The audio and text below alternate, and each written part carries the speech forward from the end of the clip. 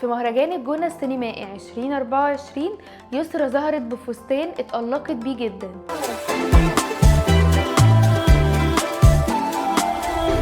كان فستان أزرق ملكي خطف الأنظار من أول ما نزلت على الريد كاربت. الفستان كان طويل بأكمام واسعة نازلة بانسيابية ونعومة، والتفاصيل كلها كانت في مكانها. والجزء العلوي من الفستان كان هادي وبسيط بيجمع ما بين الرقي والكلاسيكية، ومع ذلك كان بيظهر جاذبيتها الطبيعية. الفستان متزين بخيوط بتلمع ناعمة وخفيفة، كمان الأكمام الواسعة مع الديل الطويل بيحسسها بالقوة والهيبة كأنها ملكة. والميك اب كان هادي وبسيط، ظهر ملامحها الناعمة جدا، وكمان شعرها المفرود كان كمالة للستايل الكلاسيكي. يسرا فعلا قدرت تخطف الأنظار من غير مجهود زيادة. إطلالة يسرا السنة دي في مهرجان الجونة قدرت تثبت إن الشياكة في إطلالتها البسيطة، واللي ظهرت من غير تكلف وقدرت تخطف الأنظار وتسيب أثر كبير.